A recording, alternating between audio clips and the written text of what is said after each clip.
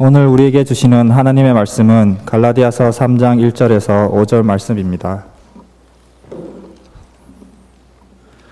어리석도다 갈라디아 사람들아, 예수 그리스도께서 십자가에 못 박히신 것이 너희 눈앞에 밝히 보이거늘 누가 너희를 꾀더냐?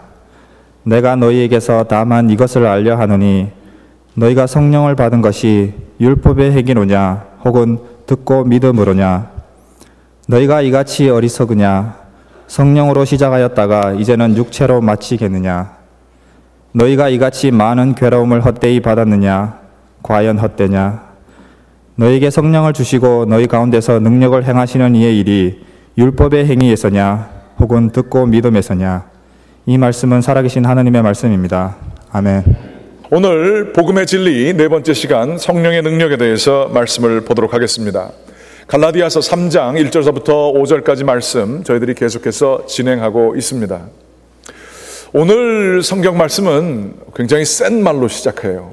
어리석도다 갈라디아 사람들이여. 번역이 조금 고급스럽게 돼서 그렇지만 영어 표현으로 하면 이런 겁니다. You stupid Galatians, 이런 얘기예요. 너희들 정말 바보 같다, 이런 얘기예요. 뭐가 이렇게 바울 선생님으로 하여금 어리석다라고 갈라디아 사람들을 이렇게 비난하시게 됐을까요? 그것은 바로 그들이 자꾸 복음의 종교, 기독교를 율법의 종교로 바꾸려는 성향에 대해 우리 바울 선생님이 지적을 하는 거예요. 우리가 늘 교회 오면 듣는 얘기죠. 율법이 아니라 복음입니다.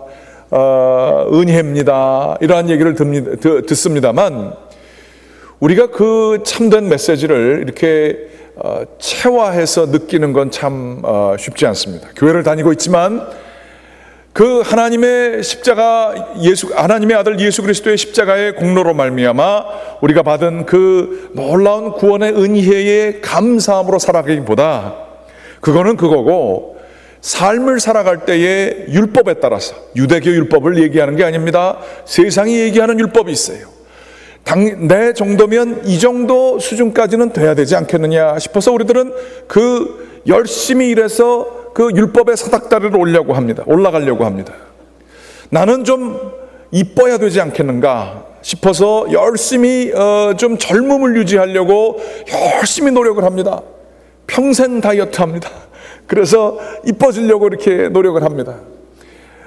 돈을 나는 이 정도 좀 가져야 되지 않겠느냐, 학력을 이 정도 가져야 되지 않겠느냐, 어린 아이서부터 노년에 이르기까지 우리는 이 율법의 사닥다리를 올라가서 조금 높은 곳에 있으면 인정을 받고 구원을 받는 것처럼 생각하면서 살아가는 것이죠. 그런데 하나님과의 관계에 있어서도 그렇다는 거예요. 내가 이 정도는 돼야 하나님께서 나를 축복해 주시지 않겠는가, 이런 생각을 가지고 살아가는 그러한 것이죠. 여기에 대해 이 바울 선생님은 그거 아니라는 거예요.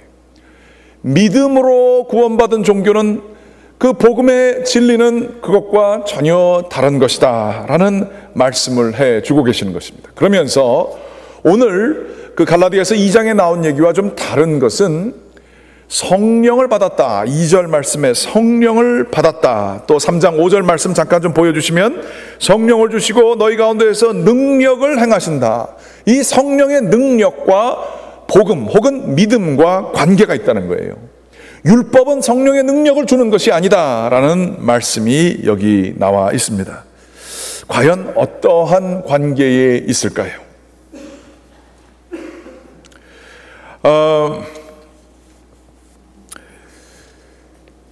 설교 때 인용하기에는 조금 경망스러운 영화가 하나 있습니다. 공상과학 영화인데요, 매트릭스라는 영화가 있어요. 그 영화를 제가 벌써 나온 지가 15년이 됐더라고요. 어린 아이들, 청소년들만 좋아하게 되는 그러한 영화이기도 하지만 거기에 굉장히 그 영상 기술도 그 당시에는 굉장히 뛰어났고 들어가 있는 그 상징적인 내용들이 너무 많아서 그걸 가지고 박사학위 논문 쓴 사람도 제가 봤습니다. 그 내용은 이렇습니다. 이 인공지능, 컴퓨터가 더 발달되게 돼서 이제 사람이 컴퓨터를 쓰는 게 아니라 컴퓨터가 사람을 지배하게 되었고요. 모든 태어나는 사람들을 태어나서 활동을 하는 게 아니라 사람의 에너지를 빌려다가 컴퓨터를 돌아가게끔 만듭니다.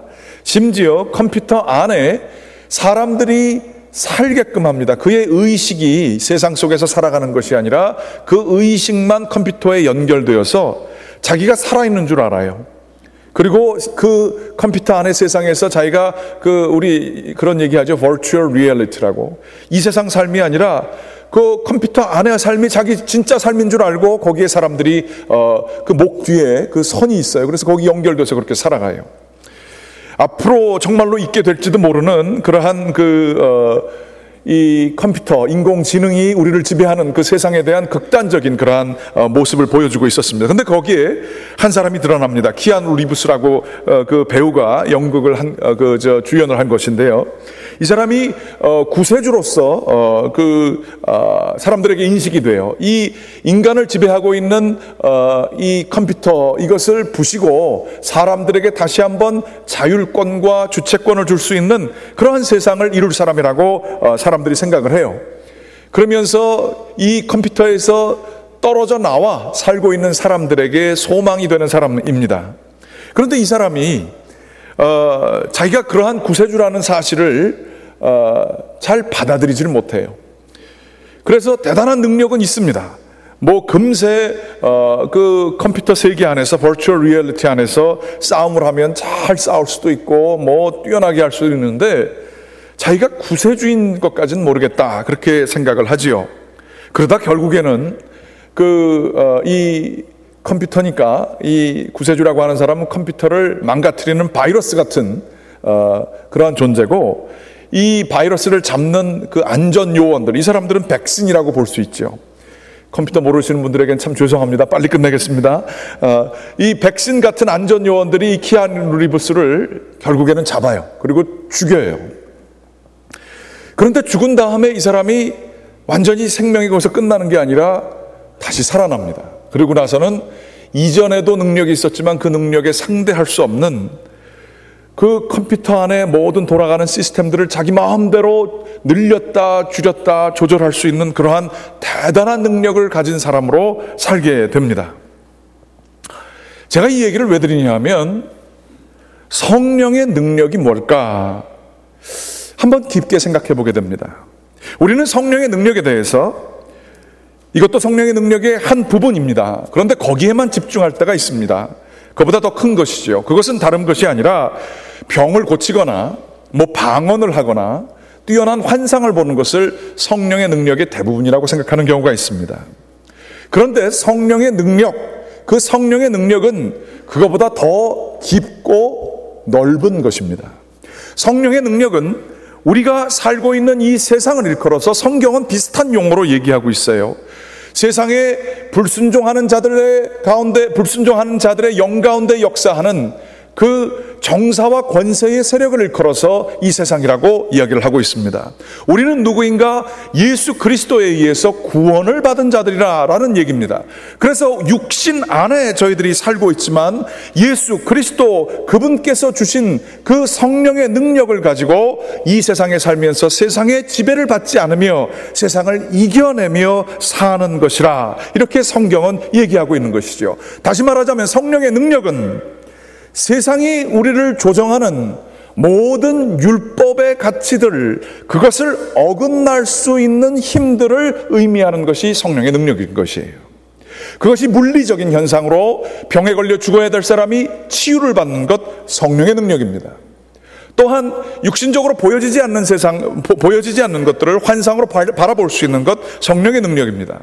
입으로는 할 수 없는 초자연적인 현상, 방언들이 나타나는 것도 성령의 능력입니다. 그러나 그것보다 더 중요하고 깊은 것은 우리가 그렇게 초자연적인 현상에만 의지하는 것보다 성령의 능력이 우리의 삶 속에서, 일상 속에서 드러날 수 있는데, 그것은 바로 우리로 하여금 이 세상에서는 하지 않아도 되는 것들을 할 수 있는 능력들을 주게 되는 일들이 벌어지게 되는 것이죠. 그것은 성령의 열매라고도 일컬어질 수 있습니다. 성령의 열매, 여러분 잘 아시지만 갈라디아서 5장 22절과 23절에 나와 있습니다. 성령의 능력 같이 한번 성령의 열매 한번 보시겠습니다. 같이 읽겠습니다. 시작. 오직 성령의 열매는 사랑과 희락과 화평과 오래 참음과 자비와 양선과 충성과 온유와 절제니 이 같은 것을 금지할 법이 없느니라. 성령님께서 임하시게 되면 이 세상에서는요, 자기가 하려고 하는 것을 위협하는 사람들을 사랑할 수 없어요. 세상의 조건들에 의해서 기쁨을 가지게 되는 희락이 있지만 아무런 환경 조건이 기쁨을 줄 수 없는 상황 속에서도 기뻐할 수 있는 능력이 성령의 능력이에요. 그리고 마음의 평화가 없어요. 가질 만큼 가졌고요, 누릴 만큼 누려도 늘 마음에 조급한 사람, 늘 마음에 저 사람이 나를 언제 배반할까? 사람 믿을 사람 하나도 없지. 이러고 살아간 사람들이 꽤 많아요. 내 인생 이러다가 무슨 일 나는 거 아닌가? 불안이 우리를 지배할 때가 있어요. 가질 만큼 가졌어요. 누릴 만큼 누릴 수 있어요. 그런데 넉넉한 마음으로 사람들을 참아주지 못합니다. 성마르게 사람들을 욕하고 화내고 남들을 불편하게 하는 그런 삶을 살 수도 있어요. 마찬가지로 쭉 나가면서 자비와 양성과 충성과 온유와 절제, 이 모든 것들은 하나님, 그 놀라운 하나님께서, 이 세상 바깥에 하나님께서 예수 그리스도를 통하여, 성령님을 통하여 우리 가운데 들어오시게 될 때에 이러한 열매들이 우리 가운데 맺혀지게 되는 것이죠. 기독교 윤리, 기독교인들이 살아가야 되는 그 방식들, 우리 교회의 비전 표지만 삶 속의 말씀을 실천하게 될 수 있는 유일한 힘은 이 성령님께서 우리 가운데 역사하실 때에, 이러한 열매들이 드러날 때에 나타나는 것이, 바울 선생님이 얘기하신 것처럼 1만 가지의 방언보다 한마디의 예언이 중요하고, 너희가 산을 옮길 만한 믿음이 있다 할지라도 사랑만큼 중요한 것 없다고 말씀하셨어요. 바로 하나님은 사랑이시고 성령님이 우리 가운데 임하게 될 때에 우리 마음속에 모두를 긍휼히 여기고 자비롭게 여기며 그 영혼들을 불쌍히 여기고, 정말 그 사람에게 내가 무엇을 어떻게 섬겨서 그 사람을 사랑할 수 있을까, 이런 마음 드는 건요, 이 세상 사는 사람들에게는 들 수 있는 마음이 아닙니다. 내 것만, 내 성공만, 내가 어떻게 높은 율법의 사닥다리를 더 올라가서 내 인생을 정말로 안전하게 보장할 수 있을까, 내가 어떻게 하면 좀 더 권력을 가질 수 있을까, 어떻게 하면 내가 더 중요한 사람이 될 수 있을까, 어떻게 하면 사람들의 인정을 받을 수 있을까, 모두들 그거에 신경을 쓰느라 이러한 성령의 열매들을 맺을 수 있는 게 아니기 때문에 그렇습니다. 기적과 초자연적인 현상으로서의 성령의 능력도 우리 가운데 나타나는 것이고 귀중한 것입니다. 하지만 그 어느 때보다도 더 중요한 것은 이 성령의 능력, 일상 가운데 나타나는 하나님의 그 본성이 우리를 통해서 흘러나가게 될 때에 이 성령의 능력이 얼마나 귀중한 것인지를 모릅니다. 그런데 이 성령의 능력이 어떻게 우리에게 임하느냐 하는 거예요. 율법의 행위처럼 열심히 종교 생활하면서 종교에서 원하는 그러한 기준들, 유대교인들이 얘기하는 그 기준들, 음식을 코셔 푸드, 그러니까 그 음식을 어떻게 하면 더 거룩하게 정결된 거를 먹느냐, 그거를 열심히 지켜야 될 때 그것 때문에 성령을 얻었느냐, 바울 선생님은 오늘 말씀에 물어보고 있는 거예요. 아니면 너희의 삶이 율법을 열심히 지킴으로 많아서 성령의 능력, 그러한 능력들을 얻게 되었느냐, 그거 아니지 않느냐라고 이야기를 하시는 것이죠. 그러면서 성령의 능력이 어떻게 오는 것인가, 이건 우리들도 들어야 돼요. 바울 선생님이 그들에게만 얘기하는 것이 아니라 이 성령의 능력은 복음을 통해서, 믿음을 통해서 나타나는데 오늘 갈라디아서 3장 1절 말씀에 나타나 있는 것입니다. 같이 한번 갈라디아서 3장 1절 말씀을 같이 한번 봉독하도록 하겠습니다. 시작. 어리석도다 갈라디아 사람들아, 예수 그리스도께서 십자가에 못 박히신 것이 너희 눈 앞에 밝히 보이거늘 누가 너희를 꾀더냐. 내가 다만 이것을 알려하노니 너희가 성령을 받은 것은 율법의 행위로냐 혹은 듣고 믿음으로냐. 아멘. 거기까지만 보겠습니다. 바울 선생님이 얘기하면서 너희들 보고 어리석다라고 하면서 얘기하시는 게 이거예요. 성령의 능력이 어떻게 왔느냐. 너희가 현재 예수 그리스도께서 십자가에 못 박히신 것이 너희 눈앞에 밝히 보이거늘 누가 너희를 꾀더냐, 그런 얘기를 하고 있어요. 한번 생각해 보면 이렇습니다. 지금 시대적으로 예수님께서 십자가에 못 박히신 것은 한참 지난 뒤일 뿐만 아니라 지역적으로 볼 때 갈라디아라고 하는 지역과 그 예루살렘 골고다 언덕과는 엄청난 차이가 있어요. 그런데 예수님께서 십자가에 못 박히신 것이 너희 눈에 밝히 보인다, 이게 무슨 뜻인가? 영어로는 portrayed란 표현이에요. 그것이 너에게 그림처럼 잘 그려져 있는데 그걸 바라보면서 어떻게 너희들이 그러한 율법의 행위로 갈 수 있느냐, 이 십자가와 율법, 이게 무슨 상관인가? 바울 선생님이 의미하는 것은 이렇습니다. 우리들도 어렸을 때서부터 교회를 다녔으면 십자가 얘기는 모르는 사람 없을 거예요. 그런데 그거는 십자가를 밝히 보는 건 아닙니다. 밝히 본다, 여기서 portrayed 됐다, 이것은 이 사람들이 여지껏 십자가에 대해서 들었을지 모르지만 이것이 지금 갑자기 입체적으로 보일 때가 있어요. 그게 살아서 역사하는 것처럼 느껴질 때가 있어요. 그게 너희 가운데 있지 않느냐, 이런 얘기예요. 성경 말씀에 이런 얘기가 있죠. 주님의 선하심을 맛보아 알지어다. 하나님께서 얼마나 선하신지 그저 상상만 해본다, 이게 아니고요, 맛보아 알지어다라는 성경 말씀이 있는 것처럼 여기서 밝히 보인다라고 하는 것은 그리스도의 십자가가 무엇인지 너희가 잘 경험해서 그것이 무엇인지 알고 있지 않느냐, 너희가 믿고 있지 않느냐, 이미 그것을 확증하고 있고 있지 않느냐라는 그러한 말씀인 것입니다. 그리스도 예수의 십자가를 밝히 보게 되면 어떤 일들이 일어날까요? 예수 그리스도께서는 이 세상에 오셔서 모든 율법과 우리의 통념을 깨시는 일들을 하셨습니다. 가늠한 여인을 사랑해 주셨어요. 세리 삭개오를 오늘 내가 너의 집에 유하여야겠다라고 얘기를 하시면서 그에게 하나님 나라를 그저 선물하셨습니다. 정말로 세상의 율법의 사닥다리, 올라가야 되는 법, 그거에 의해서 기준에 따르면 저 밑에 있는 사람들에게, 문둥병자들에게 구원을 주시고 하나님 나라를 주셨어요. 그들은 전혀 예상하지 못하게 자기는 자격이 없는 자들인데 예수님께서 끼안아 주시는 것을 경험하게 되었죠. 그러면서 생명을 얻었어요. 생명을 얻으니까 이들이 그렇게 붙들고 있었던 과거의 죄된 습관, 혹은 돈, 뭐 이런 것들을 다 버릴 수 있었어요. 아까 그 매트릭스의 그 예화로 돌아가게 되면 갑자기 이 사람들이 거기에 전혀 생각 없이 이 세상 삶을 살다가 예수님께서 플러그를 빼주신 거예요. 그리고선 생명을 얻게 된 거예요.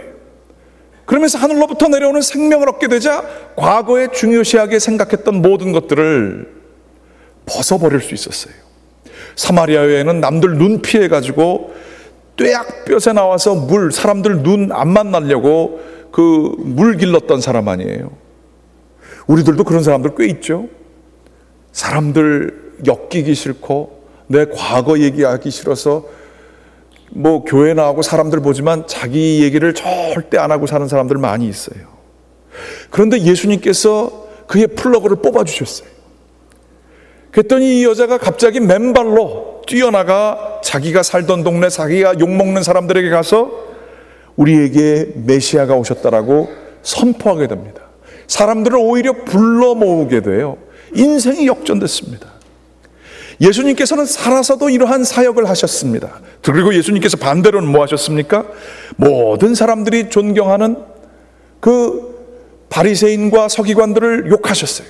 회칠한 무덤이라고 그랬어요. 네가 너희의 율법을 통해서 거기에 맨 꼭대기에 있는 사람처럼 느껴지느냐? 너희는 알맹이 없다라고 얘기하셨어요. 겉으로는 좋아 보이지만, 회칠한 무덤 같아 보이지만 하나님의 생명이 너희에게는 없구나, 그렇게 얘기를 하신 거예요. 예수님께서는 뭘 하셨습니까? 모든 사람들에게 참된 실제 영원한 하나님의 나라를 그들에게 갖다 주셨어요. 이 세상에서 가장 중요하다고 생각하는, 우리식으로 얘기하면 돈, 그게 다가 아닌 것을 예수님께서 어떻게 해서든지 알려주신 거예요. 그렇게 중요시하게 생각하는 건강, 내 생명, 내 자식 문제, 모든 것들이 그게 제일 중요한 게 아닌 것을 예수님께서는 알려주시고 그것보다 더 중요한 생명을 저희에게 주신 것입니다. 그런데 예수님은 거기서 끝나지 않으셨어요. 우리의 죄 때문에 십자가에 못 박히시고 십자가에서 돌아가시게 됐을 때에 마태복음에 보게 되면 성소의 휘장이 찢겨지게 됩니다. 찢겨진 휘장에서 뭐가 됐겠어요? 하나님이 계셨던 영광의 빛이 사람들에게 임하게 되었겠죠. 하나님의 영원한 나라가 십자가를 통해서 이 세상에 침투하게 된 겁니다. 그랬을 때에 마태복음은 기록하고 있습니다.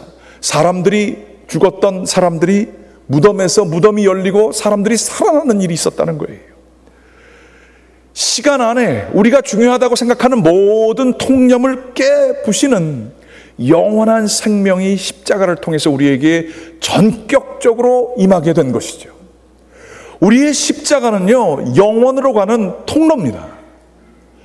이 십자가를 통해 영생을 받게 되면 우리를 괴롭혔던 그동안의 모든 문제들은 사라지게 되는 은혜가 임하게 되는 거예요. 우리를 붙잡고 우리를 그렇게 괴롭혔던 그 많은 문제들, 가정의 문제들, 경제적인 문제들, 건강의 문제들, 이 모든 것들이 반드시 그것이 우리가 원하는 대로 해결되는 것이 아닐지라도, 내 몸에 가시가 있을지라도 내 은혜가 족하다 말할 수 있는 하나님의 쏟아부어 주시는 성령의 능력이 저에게 임하게 되는 거예요. 우리가 믿는 게 이겁니다. 이게 은혜고 이게 복음이에요. 그런데 교회를 오래 다녀도요, 십자가를 안 봐요. 예수 그리스도를 묵상을 안 해요. 평생 생각하는 것은 내가 언제까지 열심히 일해서 돈을 잘 모아가지고 어떻게 내가 좀 편안한 삶을 살 수 있을까? 내가 어떻게 좀 남들의 눈에 더 띄게 돼서 좀 중요한 사람이 될 수 있을까? 무시당하고 살 수 있지 않을까? 내 자존심을 어떻게 지킬 것인가? 이것만 가지고 살아가는 경우가 많아요. 내가 미워하는 사람만 묵상하면서 살아가는 경우도 참 많아요. 과거에 붙들려서 살아가는 사람이 참 많아요. 예수님은 우리의 플러그를 빼주시길 원하는 거예요. 십자가 복음, 그 십자가를 바라보게 될 때에 우리는 거기로부터 정말로 놀라운 생명을 받게 되는 것이죠. 그러며 세상을 그렇게 중요시 여기지 않아도 되는 그 놀라운 능력을 받게 되는 것입니다. 존 파이퍼라고 하는 목사님이 그런 이야기를 쓰셨어요. 그분께서 뭐라고 그러시냐면, 이 세상에서 자기의 생명을 미워하는 자는 영생토록 보존하리라. 이 말씀은 뭐를 뜻하는 것일까요? 그분이 얘기하십니다. 이는 적어도 이 세상에서의 당신의 삶을 위해 너무 많이 생각하지 말라는 뜻을 포함하고 있습니다. 다시 말하면 이 세상에서 당신의 삶에 일어나는 일들은 그다지 중요하지 않다는 말입니다. 다른 사람들이 당신에 대해 좋게 말한다고 해도 이는 그렇게 중요하지 않습니다. 사람들이 당신을 미워한다고 해도 이는 그다지 중요하지 않습니다. 당신이 많은 것을 가졌다 해도 이는 그다지 중요하지 않습니다. 당신이 적게 가졌다 해도 이는 그다지 중요하지 않습니다. 당신이 핍박을 당하거나 속임을 당하여도 이는 그다지 중요하지 않습니다. 당신이 유명하거나 유명하지 않거나 하는 것도 그렇게 중요하지 않습니다. 심지어 당신이 죽게 된다 할지라도 이는 그다지 중요한 문제가 아닙니다. 그게 생명을 미워한다는 거예요. 그러면 우리들은 그게 중요하지 않으면 뭐가 중요한가? 예수 그리스도, 그분을 바라보며 그분의 뜻에 의해서 살아가는 사명을 가지고 살아가는 게 제일 중요하다라는 그런 말씀인 것입니다. 이게 바뀌어지는 게 회개예요. 회개가 내가 잘못하는 것들을 회개하는 게 아니라 내가 여지껏 중요하다고 생각했던 것들, 그렇게 중요하다고 생각해서 그거 붙들고 있었던 것들, 그게 알고 보니까 중요한 게 아니고 하나님의 놀라우신 저희에게 주신, 교회에게 주신 사명이 훨씬 더 중요한 것을 알게 돼서 내가 중요하게 생각했던 것들을 배설물처럼 여길 수 있게 되는 것, 이게 회개가 나아가게 될 마지막 목적이 되는 것입니다. 제가 하도 말씀을 드려서 잘 알고 있는 여러분들도 잘 아시는 그러한 얘기지만, 제가 고민을 많이 한 적이 있었어요. 뭐 교회 일 가지고도 고민이 있었고, 제가 그때 공부하고 있었는데 공부 때문에도 공부가 그랬고, 또 뭐 그 결혼도 어떻게 해야 되는지 뭐 답답해가지고 여러 가지 걱정이 있었어요. 그런데 참 주님의 은혜를 경험했습니다. 그리고 그 은혜를 경험하면서 불렀던 찬양이 있는데, 지금도 이 찬양은 저에게 십자가도 저에게 보여지는 십자가지만, 이 찬양은 저에게 십자가로 저를 인도해주고 이 세상으로부터 자유하게 해주는 그 찬양입니다. 이 찬양은 254장 내 주의 보혈입니다. 이렇게 됩니다. 내 주의 보혈은 정하고 정하다. 내 죄를 정케 하신 주 날 오라 하시네. 내가 주께로 지금 가오니 십자가의 보혈로 날 씻어 주소서. 2절이 더 중요해요. 2절 말씀이 저한테 가슴에 와닿습니다. 약하고 추해도 주께로 나가면 힘 주시고 내 추함을 곧 씻어 주시네. 내가 주께로 지금 가오니 십자가의 보혈로 날 지켜주소서. 저는 이 찬양 부르면요, 모르겠어요. 이 찬양에 마력이 있어요.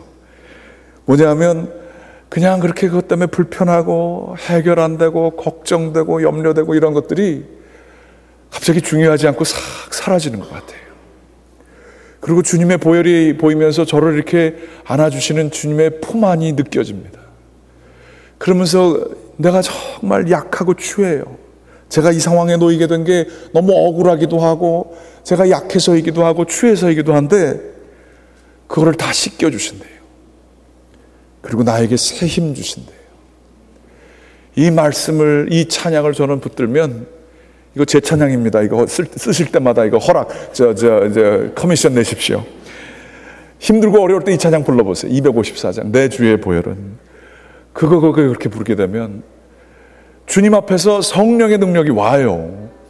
평안이 오더라고요. 새 힘이 오고요. 뭐 환경은 바뀐 게 없어도 충분히 감당할 수 있을 것 같은 그러한 능력을 주십니다. 내가 열심히 해서 능력이 오는 게 아니더라고요. 열심히 안 해야 된다는 얘기는 아니에요. 하지만 그저 조금 더 해야 그게 다 될 것 같고, 내가 더 그냥 사람들 만나고 다니고 내가 원하는 만큼 잠도 못 자고 뭐 해야 될 것 같고, 내 힘으로 해야지 뭐가 다 해결될 것 같고, 그거 아니더라고요. 성령의 능력은 주 예수 그리스도의 십자가가 너희 눈앞에 밝히 보이는 것을 너희가 어떻게 알지 못하느냐? 그것을 바라보게 될 때 영원한 생명이 너에게 오는 것을 너희들은 왜 경험하고서도 율법으로 또 빠져들어가려고 하느냐라고 하시는 말씀입니다. 십자가는 저희에게 은혜입니다. 기쁜 소식입니다. 허망한 것들을 너무 붙잡고 그것 때문에 너무 신경 쓰시고 너무 마음 아파하지 마십시오. 혹은 허망한 거 좀 잡았다고 세상 쾌락과 편안한 것만 추구하면서 사지 마십시오. 그거 속는 겁니다. 영원한 참된 생명은 우리 주님께서 주시는 것입니다. 십자가는 그것을 받게 하시는 통로고, 십자가 앞에 서게 될 때에 우리는 새 힘을 믿게 될 것을 믿습니다. 이 성령의 능력이 우리 이 세상에 살면서, 그래서 그 영화에 나오는 사람처럼 내가 꼭 남이 나를 미워하면 내가 같이 미워해야 될 것 같은데 그러지 않고 그 사람을 축복할 수 있어요. 컴퓨터 프로그램이 바뀌어지는 거예요. 내가 당하면 한 대 또 때려주고 싶은데 그 사람을 웃으면서 불쌍히 여겨줄 수 있고 위에서 기도할 수 있어요. 세상 법칙이 무너지는 거예요.